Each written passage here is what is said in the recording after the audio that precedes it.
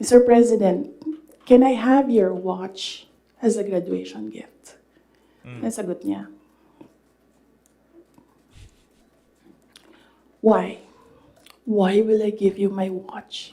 Pero yes, imagine niyo, meron tayong speaker na on record, on paper, in another country, na tumanggap ng suhol. Kaya, Kung kay Tatay Digong ginawa yon, sa tingin niyo ho ba hindi niya ibibigay ang relo niya sa isang estudyanteng kakagraduate at ang hinihing regalo yung relo nitong si Marcos Jr.? Kung kay dating Pangulong Rodrigo Duterte nangyari yon at hiningi ng isang kakagraduate na estudyante yung kanyang relo, sa tingin niyo ho ba ibibigay o hindi? I-comment niyo ho dyan sa comment section. Pero bago yan mga kababayan, isang like at isang subscribe. Masaya na ho tayo dyan at sa mga gusto sumali sa ating community, join button sa baba, i-click nyo na. Ayun na nga mga kababayan, part 3 na ho tayo. Dito magkakaalaman na ho tayo mga kababayan. Marami pa hong mga revelasyon itong si Vice President Sara Duterte. Kaya hindi na ho natin patatagalin ang ating opening salvo. Ika nga. Ito mga kababayan, game! magkasama kami nag-attend ng isang graduation. Nako po. Truthfully, I wasn't feeling well. Kasi kinukulam nila ako.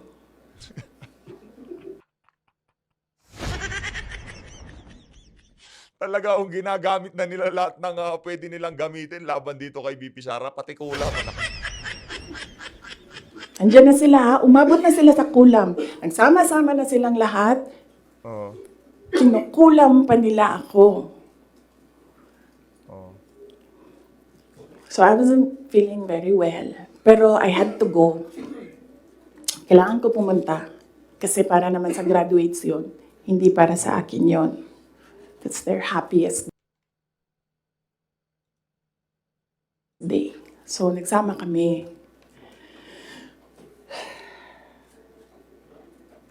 Nagsama kami.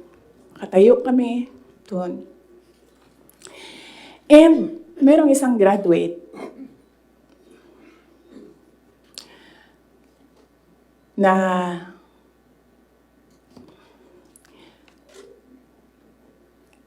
alam nyo, para sa akin, there was some sort of inappropriateness sa ginawa ng bata. Pero bata ito eh. So ikaw din, meron ka din dapat sana sigurong pag-intindi kung saan nanggagaling yung bata. And ang reaction mo, ang response mo, should be so that the child will learn a lesson. So meron isang graduate. Ayan. Sabi nung graduate, Mr. President, can I have your watch as a graduation gift?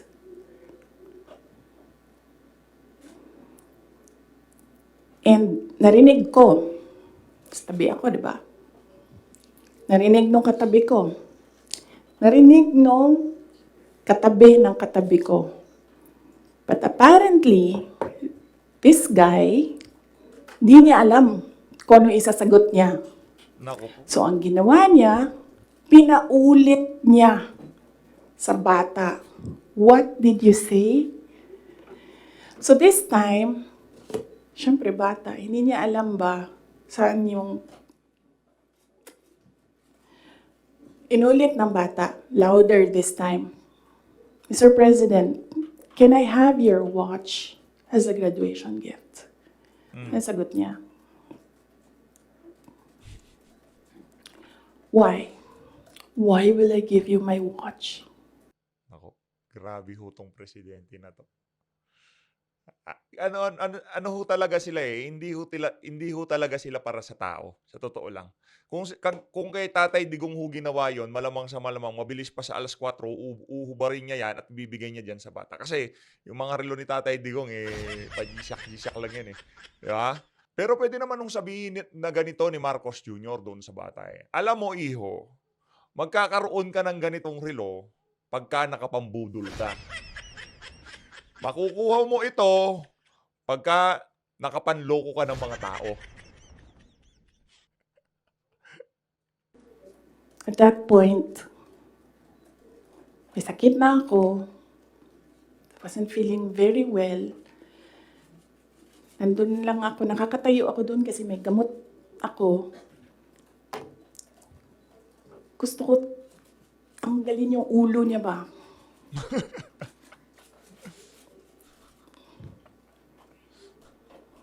I realized toxic na yung relationship. Okay. And it did not help na itong dalawang katabi ko, tumawa pa. Pinagtawanan pa nila yung bata. And I saw the humiliation sa face ng bata. I wanted to help him. Gusto ko sabihin sa kanya, itong relo ko na lang, relo ito ng Vice President, ito relo ng Presidente, pero I hope this will do. And then I realized na baka mas lalong mapahiya yung bata if I do that. So I just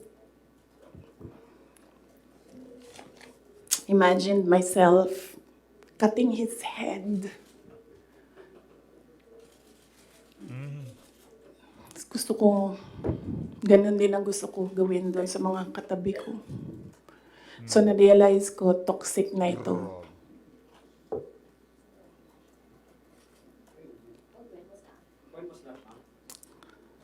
One of the graduation, hanapin niyo yung footage, makikita niyo doon yung mukha ko.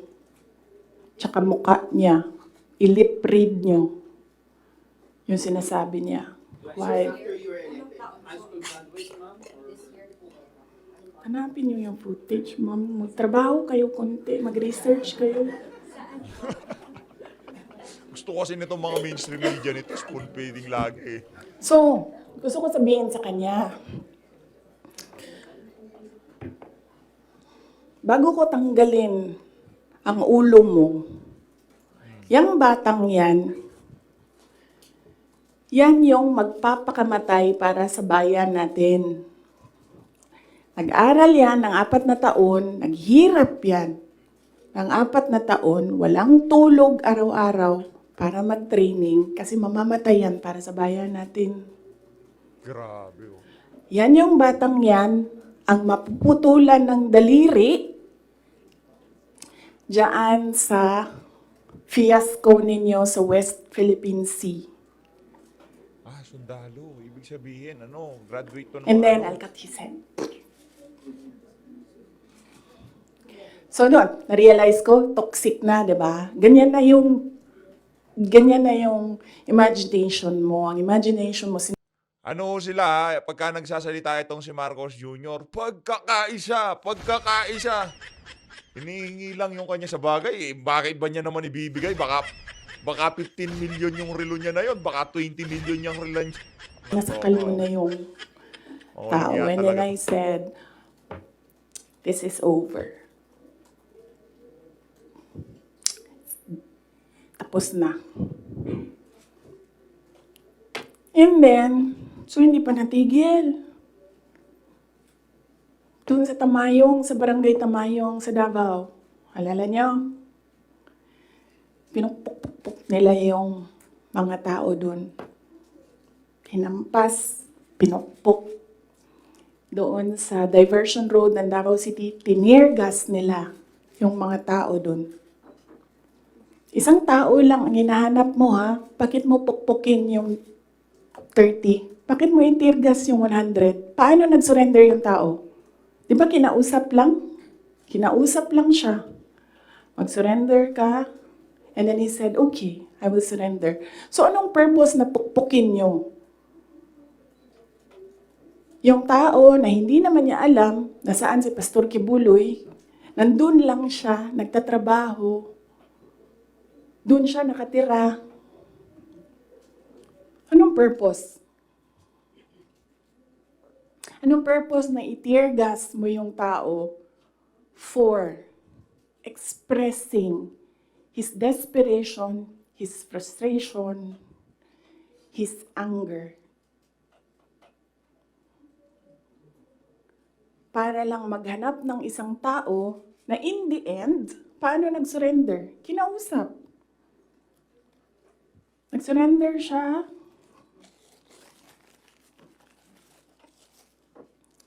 kinausap siya.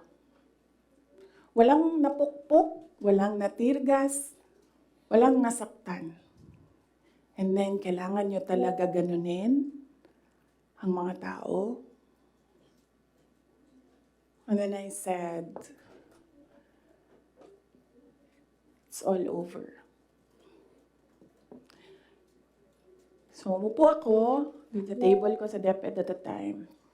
And then sabi ko, sarili ko, okay, let's go to hell.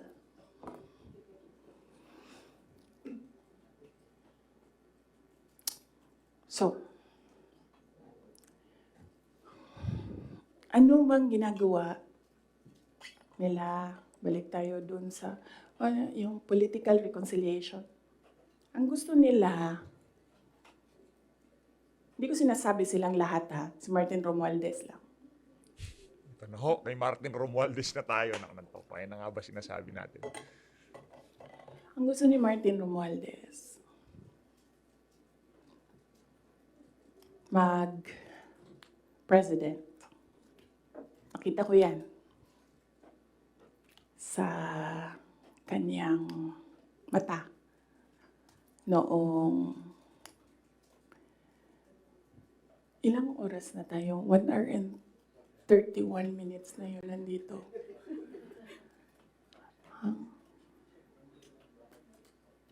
I-cut na lang natin. Tapos next week yung Martin. Pwede, madami na kayong material, di ba? Okay na yun? Oh. Sige. Ang Wait, questions ito, si natin Bibi, doon no? lang sa 1, 2, 3 ha. Sa personal, sa budget, sa DepEd, and kung the way he treats. Alam niyo, may red flag na yan noon eh. Nung kampanya, may red flag na yan. But unfortunately,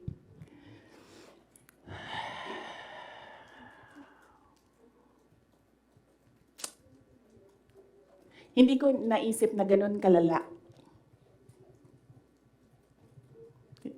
yung insincerity. Nangangampanya kami. So pag nangampanya ka, meron talaga yan. Natural yan na magdala ng papel. Ganito.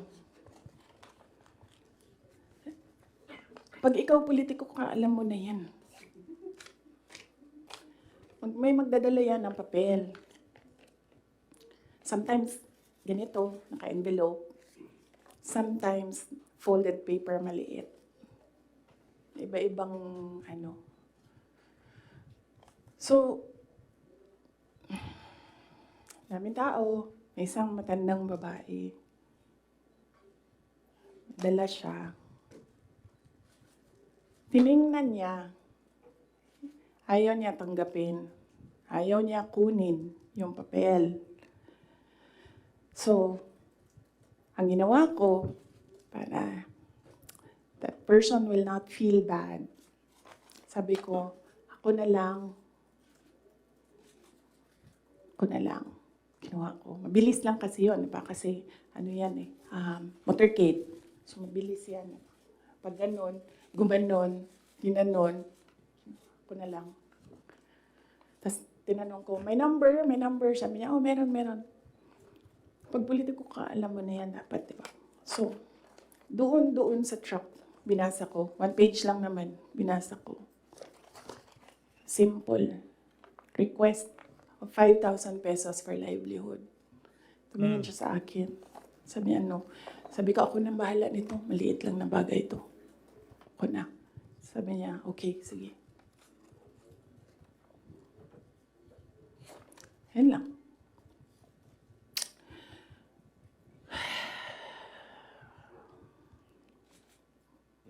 Alam mo yun, maliit na bagay yan ba? Kunin mo, basahin mo, may number dyan, tawagan mo, and then you say, okay, ano ang mga documents na kailangan namin? Okay, bigay mo. And then, okay, complete documents. Ayan, tapos. Alam mo, for some people, wala lang yung 5,000. But for other people, 5,000 is everything. Correct. Totoo ho yan. Alam mo, merong governor ngayon, hanapin niyo siya. Hindi siya nag-BBM. Kasi, at first ayaw niya sabihin. Kaya ayaw ko sabihin yung pangalan niya ha, kasi ayaw niya talaga ikwento. Pinilit-pilit namin siya, bakit ayaw mo mag-BBM? Bakit ayaw mo mag-BBM? Ayaw ko sabihin ko sino yung kasama ko, pero may kasama ako. And then, bakit ayaw mo mag-BBM? Sabi nung kasama ko, kausapin natin ito, iupo natin tong governor na ito. Sabi ko, okay, sige. Sabi ko, bakit ayaw mo mag-BBM? Sabihin mo sa akin. Bakit ayaw mo? Ganon din ang kwento ng governor. May ibang version lang, konti. Hindi straightforward na ganon. Ang kwento ng governor, siya nakita ko with my own two eyes kasi ako yung nag-i-escort sa kanya. And for that reason, hindi ako mag-BBM. Okay na, sabi ko sa kanya, okay, din magsara ka na lang. Sabi niya, sige, ikaw walang problema. Sorry. Nag-sorry ako sa mga members ng Kingdom of Jesus Christ. Kasi I asked them to support President Marcos during the elections. And individually, kapag merong lumalapit, nagsasabi na, we are in this shit hole because of you. And sinasabi ko din, I'm sorry. I'm sorry, but sabi ko sa kanya, kung bigyan ako ng Diyos ng pagkakataon, yan lagi yung sagot ko. Kung bigyan ako ng Diyos ng pagkakataon, bawiin ko lahat yan. Hindi ko bawiin yung nangyari, pabawiin ko yung dapat para sa bayan. Alam nyo, next week na lang yung kay Martin.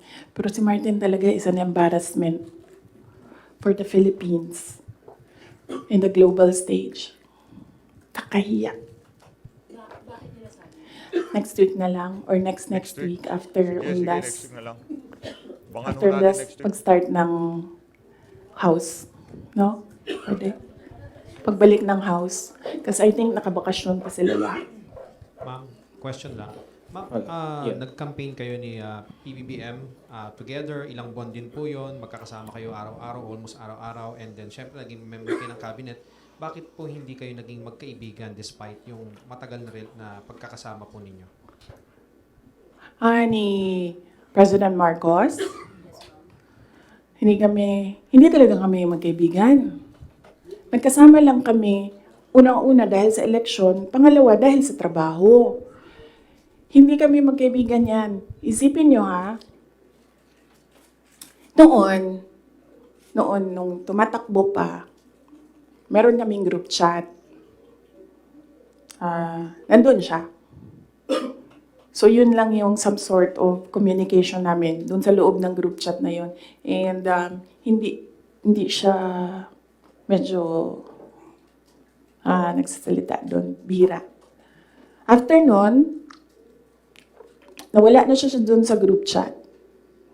And then after that, wala akong number niya.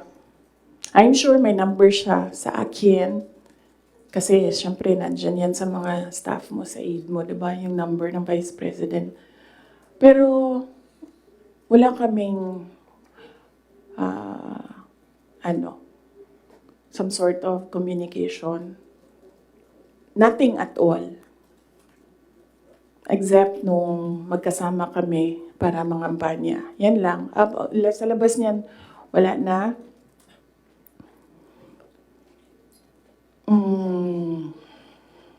Nagkakausap lang kami dahil sa trabaho. And Hindi naman lahat ng katrabaho natin, kaibigan natin, di ba? Correct. Nandun lang Yan. tayo kasi meron tayong kailangan gawin para sa kumpanya, para sa organisasyon.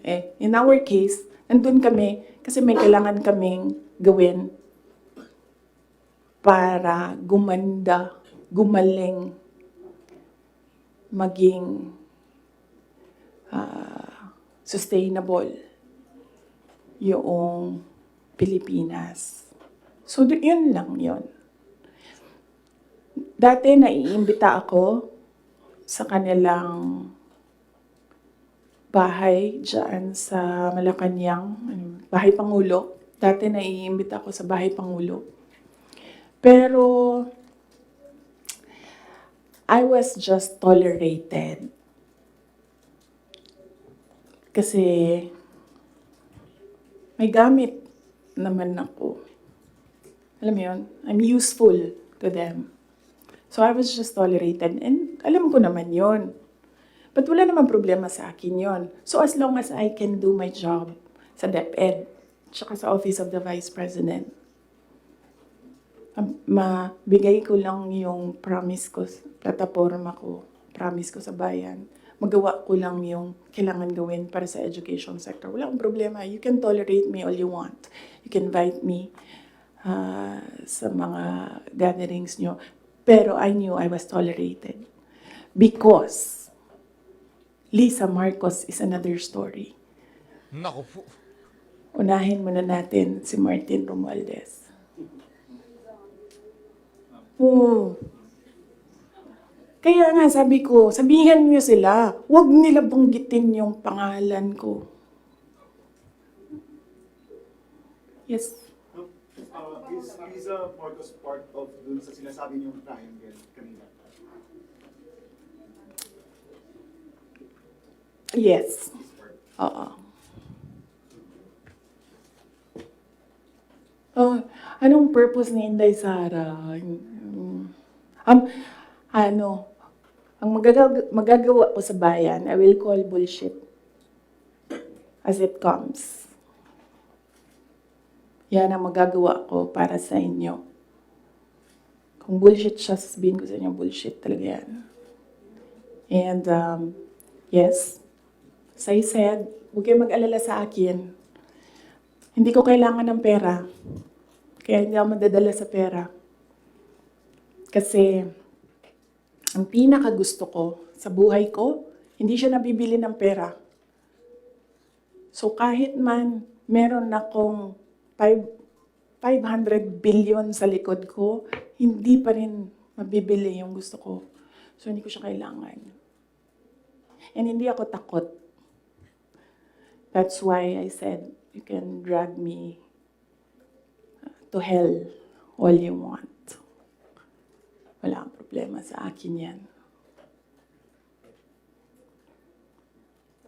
Si Martin ba? Bakit hindi po mabibili ng pera?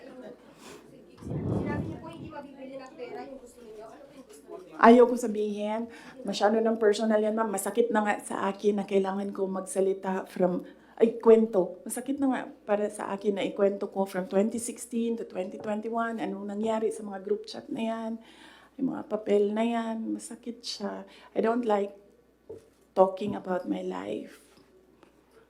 Gusto niyo pag-usapan ng pagbabago campaign, tree planting namin? Ayaw niyo.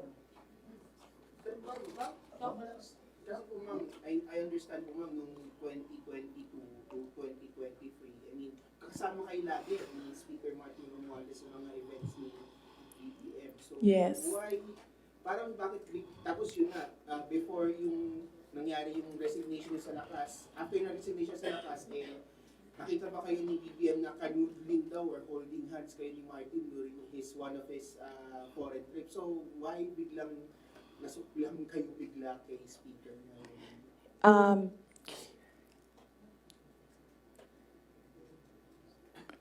At the time, na-ambush niya ako ni Martin. Tingnan mo yung footage. Di ba nakaganyan yung kamay ko? Kasi hinihila ko yung kamay ko. Hindi ko naman siya mahila pag ganyan, di ba? Nilalagyan ko ng force kasi hinihila ko. Hinihila din niya. So, naisip ko, okay, fine. Huwag na natin bigyan ng sakit ng ulo ang presidente kasi ang dami niyang kailangan gawin para sa bayan. Apparently, wala. Pero, at the time, huwag na natin, for me, sabi ko, okay, sige. Ayoko maging headache sa ibang tao. Ayoko maging pabigat sa ibang tao. Ayoko na maabala ang ibang tao dahil sa akin. So, at the time, although hinihila ko yung half-hearted din yun na ginaganon niya. So, okay. Sige. May red flag din yan si Martin eh. Magkatabi kami niyan sa airplane nung kampanya. May sinabi ako sa kanya, may sagot siya sa akin.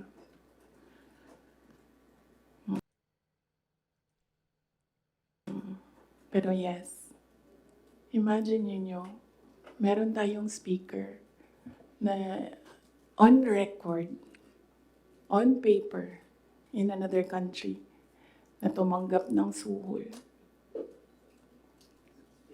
Kaya,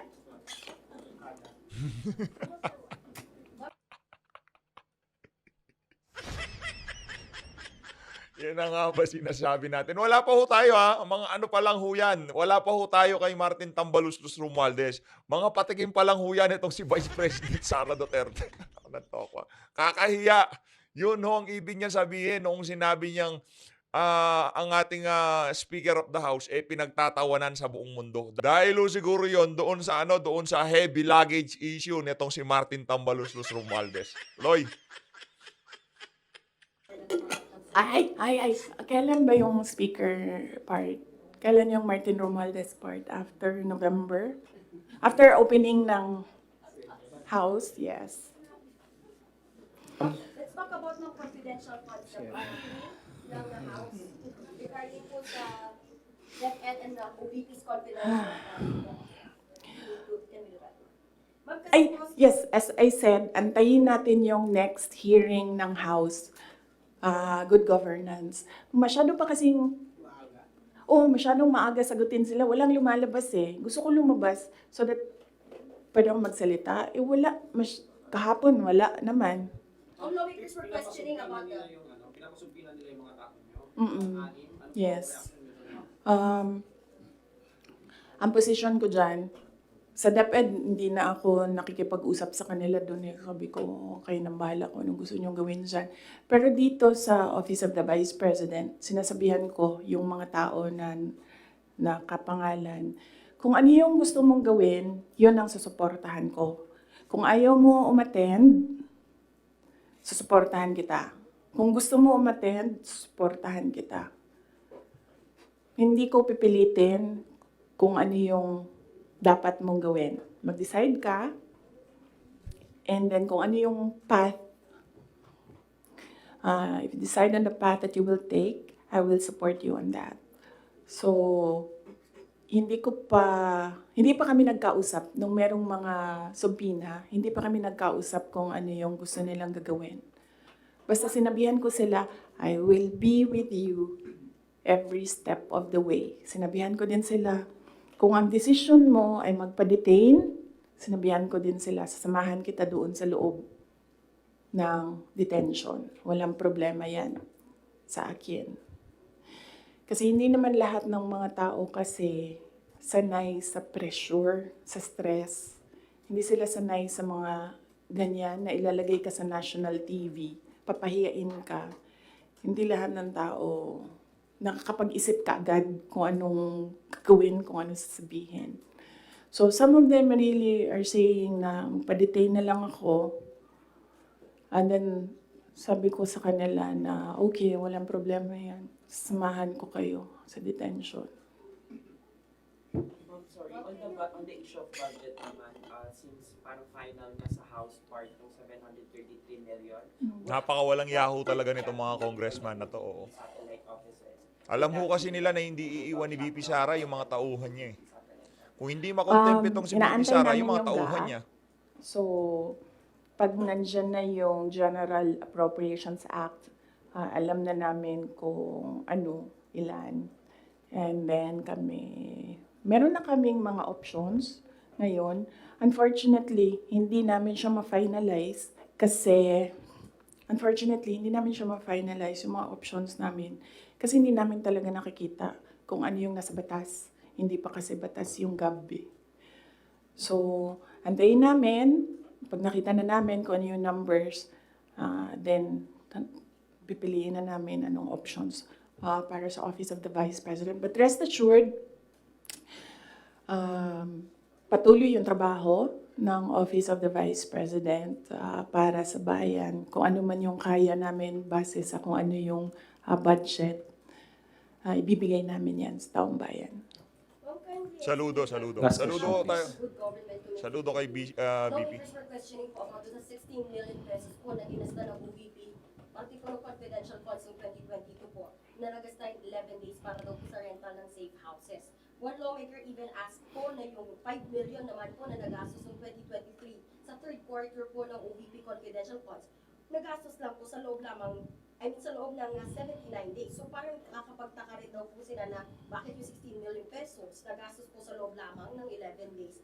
So, can you give us an explanation po kung paano po ba nagasta nga raw po itong parte po ng confidential funds po? Okay, sige. Last question na yan. Last question na yan. Last question. Okay. Unang-una, nag-explain kami lagi sa Commission on Audit kung paano ginastos yan. Lahat ng hiningi ng Commission on Audit, binigay namin. Meron kaming mga hindi nabigay, sinabihan kami ng Commission on Audit, kailangan namin yan. So, we fully cooperated and participated and submitted to the Commission on Audit with regard to the confidential funds. Alam niyo, hindi nakakapagtataka sa gobyerno na gumastos ng millions araw-araw. Kami doon sa DepEd noon, pumipirma kami billions in one day para maglabas ng pera. So, hindi nakakapagtataka ang 5 million, 10 million in a day. Pirma lang yan. Tapos lalabas na yung pera. Ibabayad na yan kung saan yan ibabayad. And then, Dapat tanongin ni BP Sara, alam nyo ba kung magkano yung araw-araw na ginagasta ni Marcos Jr. sa kanyang confidential and intelligence fund? Kasi nafo-focus lang ho yung kay Vice President Sara Duterte, yung kay Marcos Jr. talagang hindi ho napapakialaman, ika nga. babalik na yung documents para sa ganyan.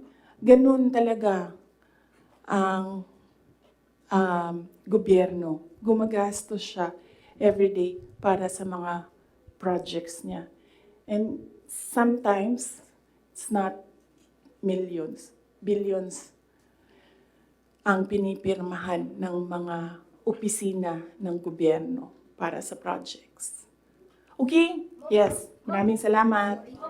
Sabi daw po mas mahal pa rin po yung ginasta sa safe houses po na yun, parang sa luxury hotel sa mga mamahaling condo po sa Metro Manila. Kasi ang ginagawa nila, nag-audit na sila. Kaya ako hindi sumasagot doon sa kanila kasi ang ginagawa nila, sila na yung nag-audit. Hindi naman yan tinanong ng Commission on Audit. Ang hiningi lang ng Commission on Audit, ano yung documents para sa mga expenditures. So, sinubmit namin yon. And in fact, nakikita nila yun kasi sinubina nila lahat ng documents. The thing with the hearing is kung makikita mo, kahapon, hindi ko napanood, kaya hindi ako makomment, pero nakita ko sa transcript na kahit anong sabihin ng tao na nakaupo doon, ng resource person, kukontrahin siya noong nagtatanong. Walang tamang sagot sila tatanggapin. Correct. Kahit yung COA na mismo ang nagsabi kung ano yung trabaho niya, hindi nila tinatanggap na sagot. Kasi bakit ba? Kasi nga, sa simula, sinabi ko gusto nila impeachment. Hindi nila magawa kasi wala silang kaso for impeachment. So, ang ginagawa nila dyan, nagfi-fishing sila na nagfi-fishing, gahanap sila ng hanap. Alam nyo, before ako umupo, alam ko, impeachable officer ako. So, binasa ko yan. Ano ang impeachment? What are impeachable offenses? Ano ang pwedeng gawin mo na ma-impeach ka? Binasa ko yan lahat. Si BBM, sabihin ko sa inyo, may listahan ako ng 5 bagay na impeachable offense niya. Pero sa tingin niyo, papasa dyan sa House? Of course, hindi. Diba?